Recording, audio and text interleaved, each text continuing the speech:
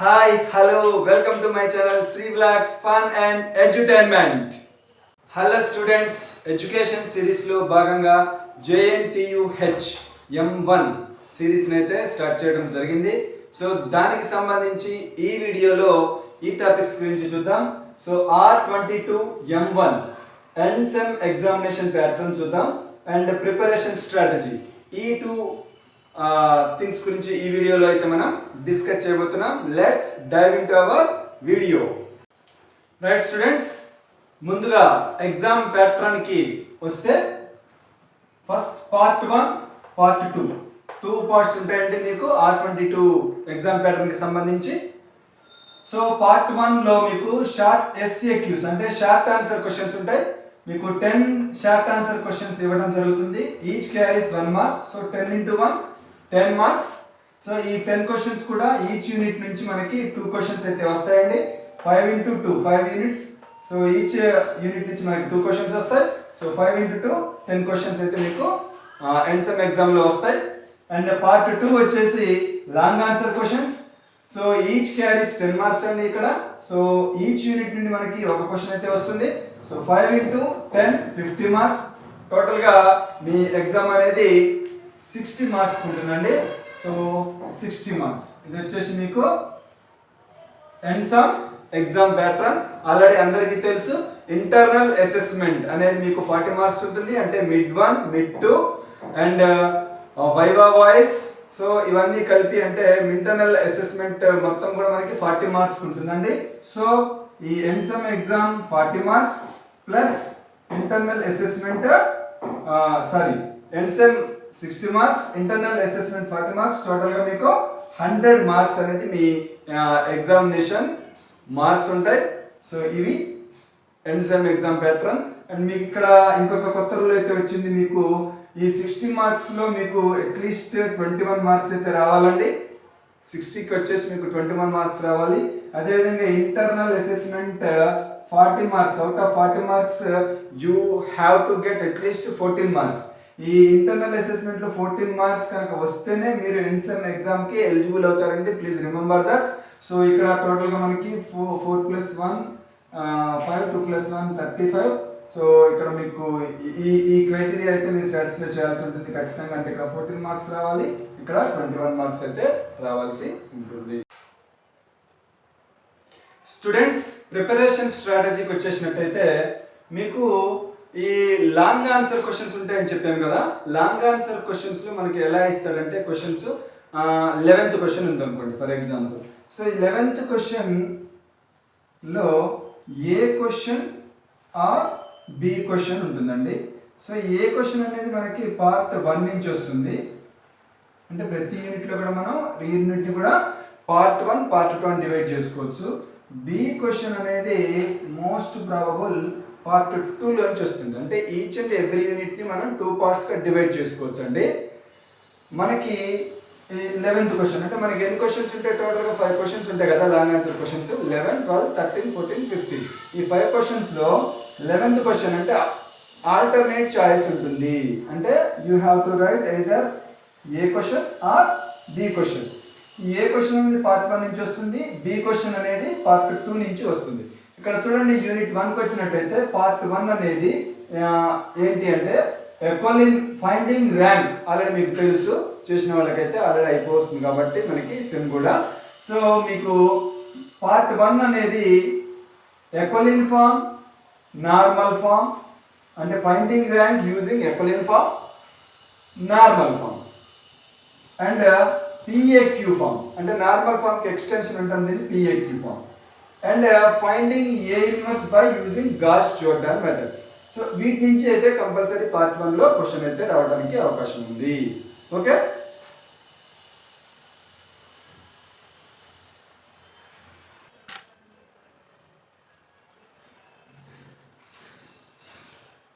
Students, మనకి unit 1 part 2కి సంబంధించి క్వశ్చన్ దేంట్లోంచి వచ్చే అవకాశం ఉందంటే పార్ట్ 2 ఏముంటాయంటే మనకి finding solution for system of equations non homogeneous అంటే నాన్ హోమోజీనియస్ లీనియర్ ఈక్వేషన్స్కి సంబంధించి మనకి మెథడ్స్ ఉంటాయండి.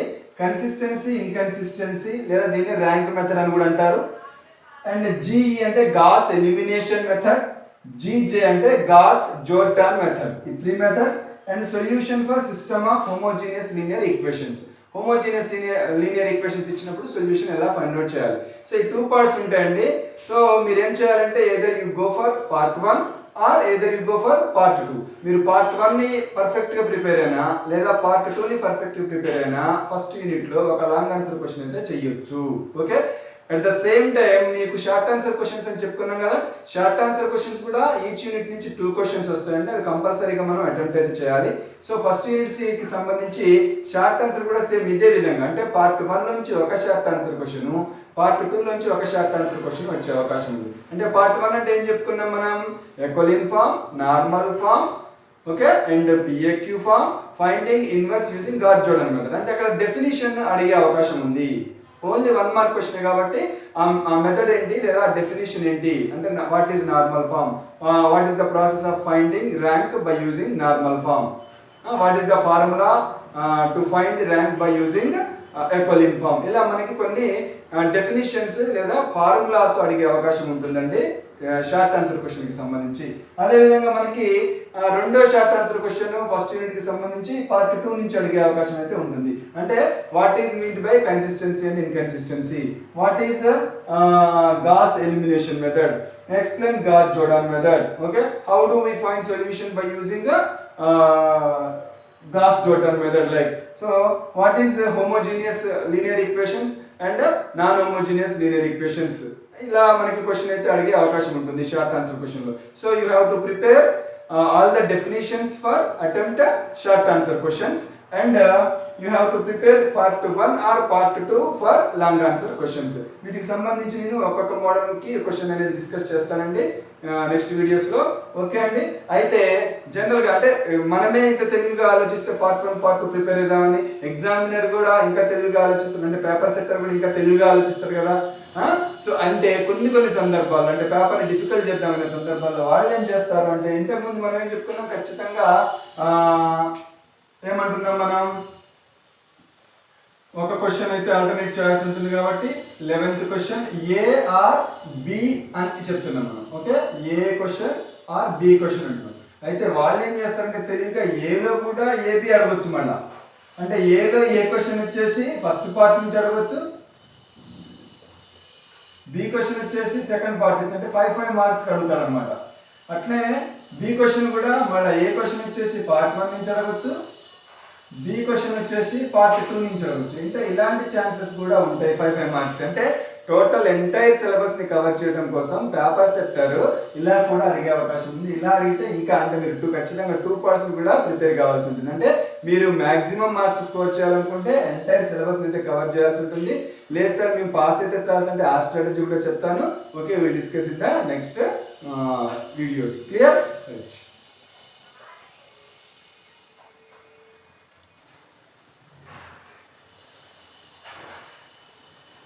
స్టూడెంట్స్ ఇక యూనిట్ 2 విషయానికి వస్తే మనకి పార్ట్ 1 వచ్చేసి మనకి eigen values and eigen vectors, Cayley Hamilton theorem and its applications. So ఒక క్వశ్చన్ వచ్చేసి మీకు ఏ క్వశ్చన్ వచ్చేసి అంటే 12th లో ఏ క్వశ్చన్ వచ్చేసి మనకి ఐగన్ వాల్యూస్ ఐగన్ వెక్టర్స్, అంటే ఒక మ్యాట్రిక్స్ ఇచ్చేసి మనకి దానికి eigen values eigen vectors find out చేయమనొచ్చు, లేదా Cayley Hamilton theorem and its applications, అంటే verify Cayley Hamilton theorem, find A power 4 or A inverse or higher powers of A అయితే అడిగే అవకాశం ఉందండి. ఇది వచ్చేసి పార్ట్ 1.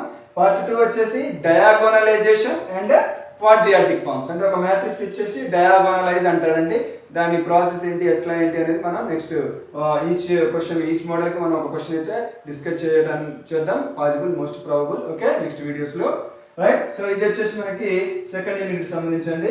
సో మీరు ఏదైనా యూ గో ఫర్ పార్ట్ 1, ఎందుకంటే ఇక్కడ పార్ట్ 1 అనేది కొంచెం ఈజీగా ఉంటుందండి. Eigen values eigen vectors find out చేయడం కానీ, లేదా Cayley Hamilton theorem, verify Cayley Hamilton theorem or దాని యొక్క అప్లికేషన్స్ అనేది కొంచెం ఈజీగా ఉంటాయి when compare to part 2. So మీరు ఏది మీకు అంటే మీ ఇష్టం, అది మీకు ఏది ఈజీగా ఉంది అని అనిపిస్తే దాన్ని మీరైతే ఫాలో కావచ్చు. బట్ నాకు సంబంధించి అయితే ఈ పార్ట్ 1 సెకండ్ యూనిట్లో పార్ట్ 1 అయితే ఈజీగా ఉంటుంది. క్యాలీ హామిల్టన్ థీరం మీద క్వశ్చన్ అయితే కంపల్సరీ మనకు 100% ఒక క్వశ్చన్ అయితే గ్యారంటీగా వస్తుంది. కాబట్టి క్యాలీ హామిల్టన్ థీరం అయితే బాగా బాగా బాగా ప్రాక్టీస్ చేసుకోండి. Okay, we discuss one question on each model, right?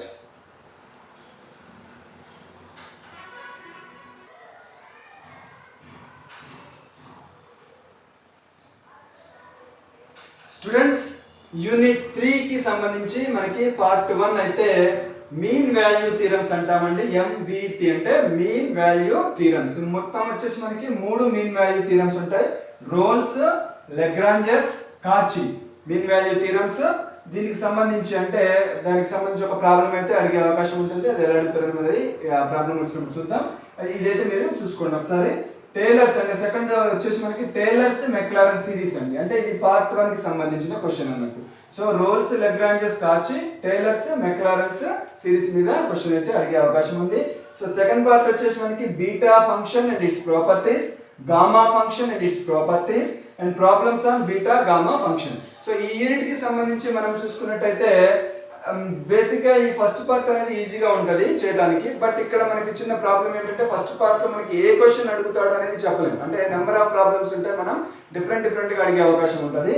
So second పార్ట్లో మనకి బీటా ఫంక్షన్ అండ్ గామా ఫంక్షన్కి సంబంధించి మనకి బేసిక్గా కొన్ని స్టాండర్డ్ ప్రాబ్లమ్స్ ఉంటాయండి. అంటే such as beta gamma relation అంటే beta MN is equal gamma M into gamma N by gamma M plus N, gamma N into gamma 1 minus N is equal to pi by sine N pi. So like that కొన్ని మనకి standard theorems అయితే కొన్ని ఉంటాయి, ఒక 5 to 6 theorems. వాటిని కనుక మనం చేసుకుంటే ఖచ్చితంగా దాంట్లో ఒక క్వశ్చన్ అయితే మనం ఎక్స్పెక్ట్ చేయొచ్చండి. అదేవిధంగా ఈ problems on beta gamma function ఇవి కూడా కొంచెం ఈజీగా ఉంటాయి. అంటే ఫర్ ఎగ్జాంపుల్ మనకి బీటా ఫంక్షన్ ఉంది అనుకోండి, 0 to π by 2 sin power 2 theta into cos power 5 theta lecture అనుకోండి, దాన్ని ఈజీగా మనం ఆన్సర్ చేసే అవకాశం ఉంటుంది. కొన్ని ఈజీ ప్రాబ్లమ్స్ ఉంటాయి, కొన్ని డిఫికల్ట్ టిపికల్ ప్రాబ్లమ్స్ ఉంటాయి. సో ఏదైనా మనకి పార్ట్ 1 అయితే కొంచెం కంపారిటివ్లీ ఈజీగా ఉంటుంది. ఓకే, సో పార్ట్ 2 అంటే ఇంటిగ్రేషన్ ఫార్ములాస్ ఉంటాయి కాబట్టి కొంచెం క్యాలిక్యులేషన్ ఉంటుంది కాబట్టి కొద్దిగా డిఫికల్ట్ అనిపిస్తుంటుంది.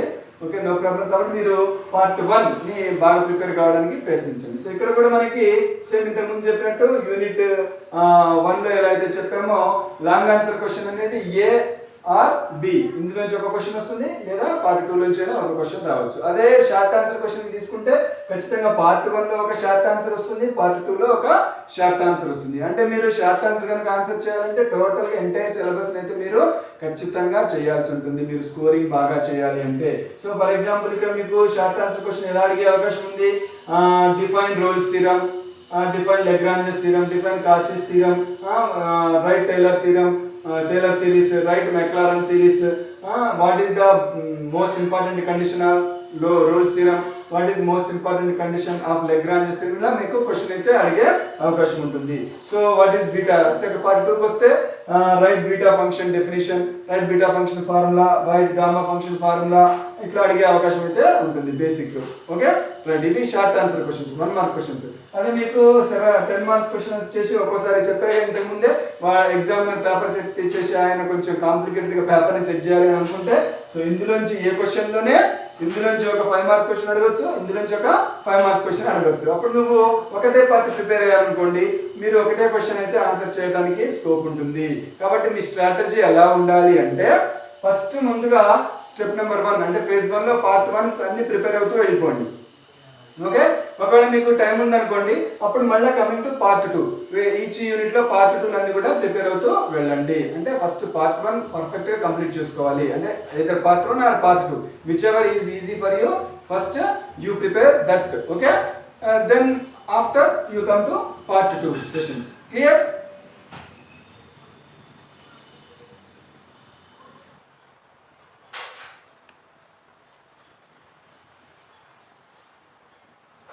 సో స్టూడెంట్స్, యూనిట్ 4 విషయానికి వచ్చినట్టయితే మీకు పార్ట్ 1 వచ్చేసి Jacobian determinant functionally dependent and independent ఉంటుందండి. అండ్ పార్ట్ 2 వస్తే maxima and minima without condition, maxima and minima with condition, that is Lagrange's multiplier method.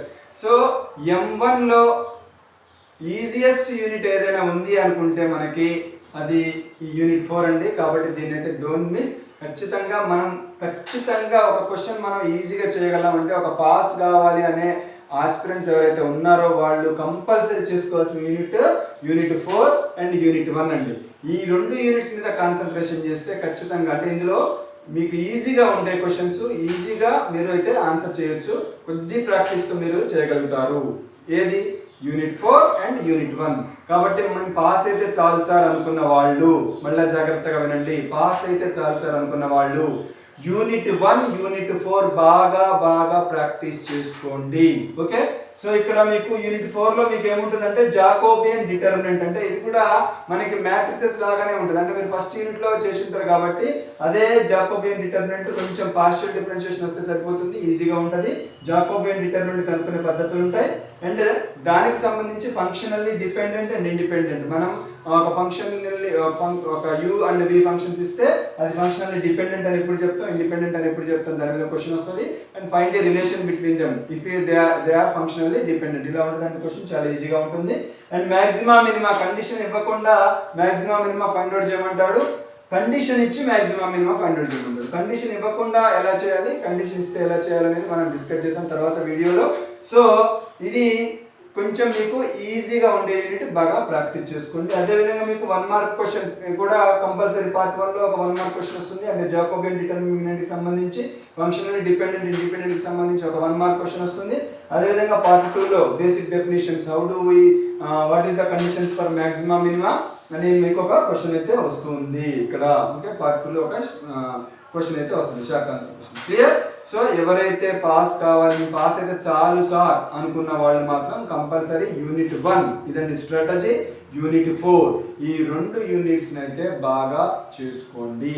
Okay, మాకు స్కోరింగ్ కావాలి సార్ అంటే నాకు 60 మార్క్స్కి at least I want to get 40 to 50 marks sir అనుకున్న వాళ్ళు మాత్రం కంపల్సరీ అన్ని యూనిట్స్ అయితే చేసుకోవాల్సి ఉంటుంది, అన్ని పార్ట్స్ అయితే చేసుకోవాల్సి ఉంటుంది. ఓకేనా?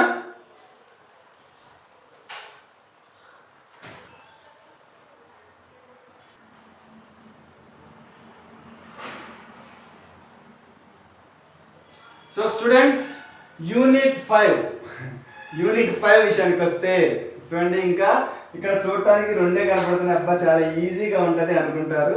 సో చూడటానికి 2 ఉంటాయి, కానీ ఎంఎల్లో ఎక్కువ మంది స్టూడెంట్స్ డిఫికల్ట్గా ఫీల్ అయ్యే యూనిట్ ఏదైనా ఉంది అంటే యూనిట్ 5 అండి. సో ఇక్కడ మనకి చూడటానికి 2 ఉంటాయి. పార్ట్ 1 వచ్చేసి మనకి డబుల్ ఇంటిగ్రేషన్, పార్ట్ 2 వచ్చేసి ట్రిపుల్ ఇంటిగ్రేషన్. అంటే ఒక క్వశ్చన్ అయితే ఖచ్చితంగా డబుల్ ఇంటిగ్రేషన్ మీద వస్తుంది, ఇంకొక క్వశ్చన్ అయితే ఖచ్చితంగా ట్రిపుల్ ఇంటిగ్రేషన్ మీద వస్తుంది. కానీ ఈ డబుల్ ఇంటిగ్రేషన్లోనే మళ్ళీ డిఫరెంట్ మెథడ్స్ ఉంటాయి. అంటే change of order of integration, change of variable of integration and polar coordinates, cylindrical coordinates, ఇట్లా మనకి క్వశ్చన్స్ అయితే వస్తాయి.